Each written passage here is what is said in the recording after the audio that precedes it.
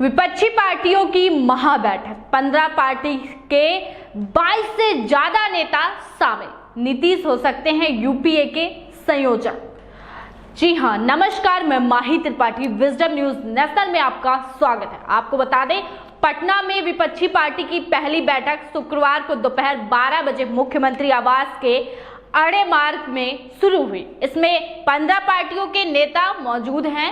बैठक 5 घंटे तक चलेगी। बैठक में 2024 लोकसभा चुनाव में भाजपा के खिलाफ लड़ने का रोड मैप तैयार किया गया।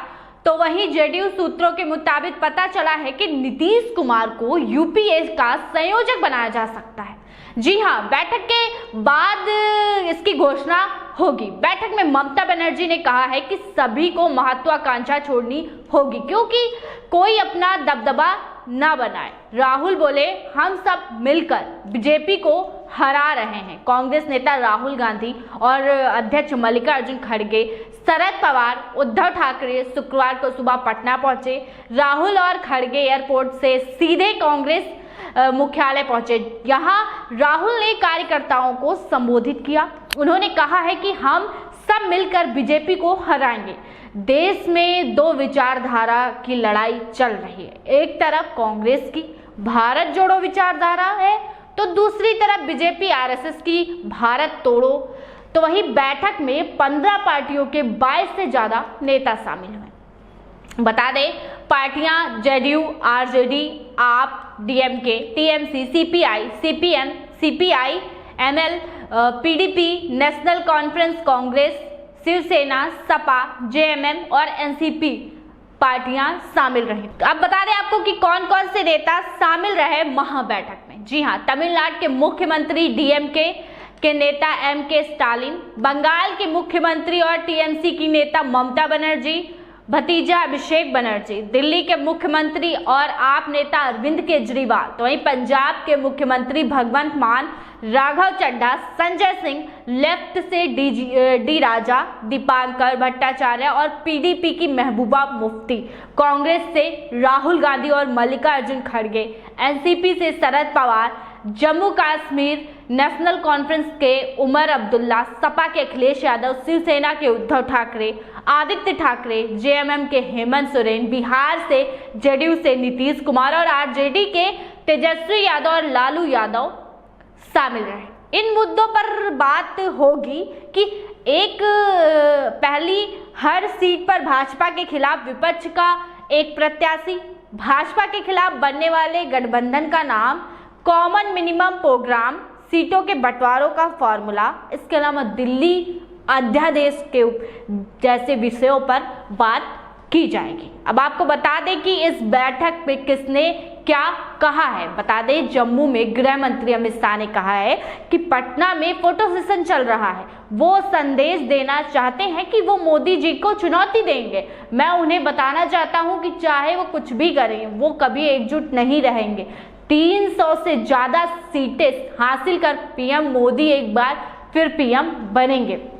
तो वहीं बीजेपी प्रदेश अध्यक्ष सम्राट चौधरी ने कहा है कि नीतीश कुमार सत्ता दुरुपयोग कर रहे हैं। सीएम हाउस में क्या राजनीति दलों की बैठक हो सकती है? बिहार से कुछ लेना देना नहीं है। जी हां, तो वहीं दिल्ली में आम आदमी पार्टी के प्रवक्ता प्रियंका कक्कड़ ने कहा है कि हमें जानकारी मिली है कि राहुल गांधी और बीजेपी के बीच समझौता हो चुका है। कांग्रेस को अपना स्टैंड क्लियर करना चाहिए कि वो संविधान के साथ खड़े हैं या बीजेपी के साथ। जी हाँ, तो एक केंद्रीय मंत्री स्मृति ईरानी ने भी बयान दिया है। उन्होंने कहा, बैठक पर कहा है कि यह हास्यास्पद है। कांग्रेस पार्टी का आभार व्यक्त करना चाहती हूँ कि कांग्रेस मान चुकी है कि अकेले मोदी को हराने में समर्थ नहीं है, उसे सहारे की जरूरत है। तो वहीं राहुल और खड़गे को रिसीव करने सीएम नीतीश कुमार एयरपोर्ट पहुंचे थे। दोनों नेता पहले कांग्रेस कार्यालय गए। मल्लिकार्जुन खड़गे ने कहा है कि सभी को मिलकर लड़ना है, इसलिए हम आए हैं।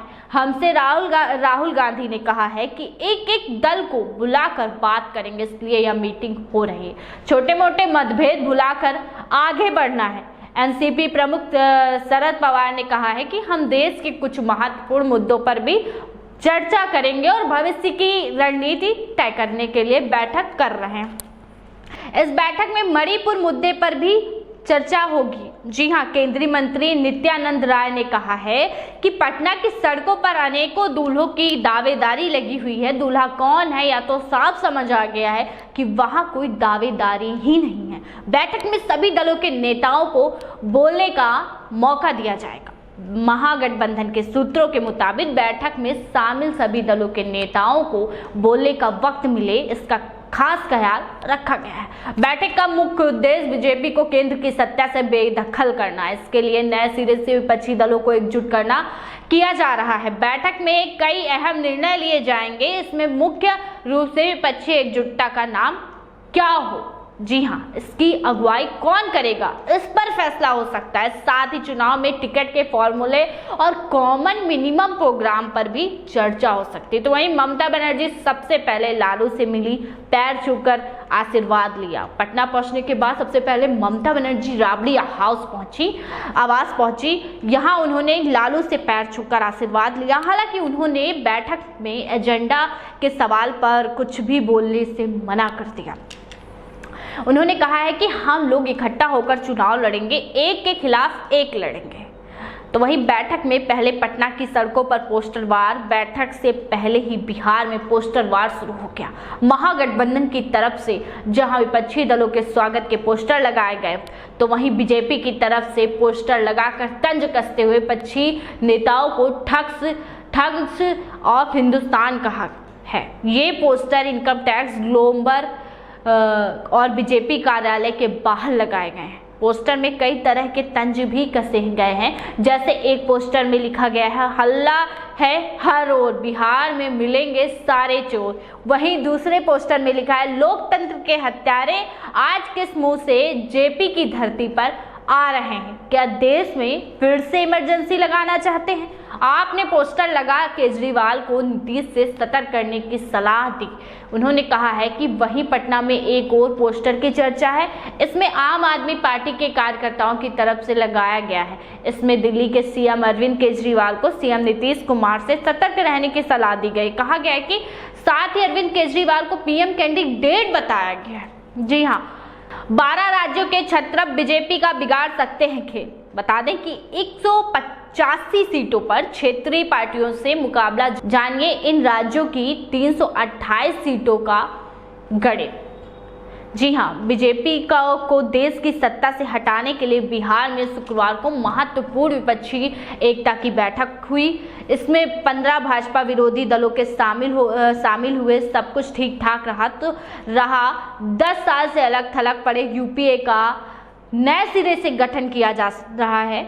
इसमें कई नए दल शामिल हुए, जिसके चेयरमैन गांधी परिवार या कांग्रेस से अलग नीतीश कुमार को बनाया गया। नए संयोजक के रूप में उनके नाम की घोषणा की गई। कभी इंदिरा हटाओ के लगते थे नारे, अब मोदी को हटाने की चल रही है मुहिम। जानिए आंदोलन का देश की राजनीति पर क्या हुआ असर। जी हाँ, बिहार एक ऐसा राज्य है जिसकी भूमि में न जाने कितने आंदोलनों, रैलियों को जन्म दिया है। यही वजह है कि यहाँ की भूमि को आंदोलन की जननी कहा जाता है। महात्मा गांधी का चंपारण से अंग्रेजों के खिलाफ आंदोलन हो या फिर लोकनायक जयप्रकाश नारायण का इमरजेंसी के खिलाफ आंदोलन हो, दोनों का जन्म इसी धरती से हुआ है। इन आंदोलनों के उस समय सत्ता की नींव हिला कर रख दी थी। इसके बाद जैसे आंदोलनों का एक दौर शुरू हो गया, इनमें पूर्व मुख्यमंत्री राजद सुप्रीमो लालू प्रसाद यादव गरीब रैली की आज भी चर्चा होती है। तो ये थी आज की हमारी खबर, हमारा विश्लेषण। अन्य खबरों के बारे में जानने के लिए बने रहे विस्टप न्यूज नेशनल के साथ ही हमारे चैनल को सब्सक्राइब करें, लाइक करें और हमें खबर से जुड़ी अपने विचार और राय कमेंट बॉक्स पर जरूर साझा करें।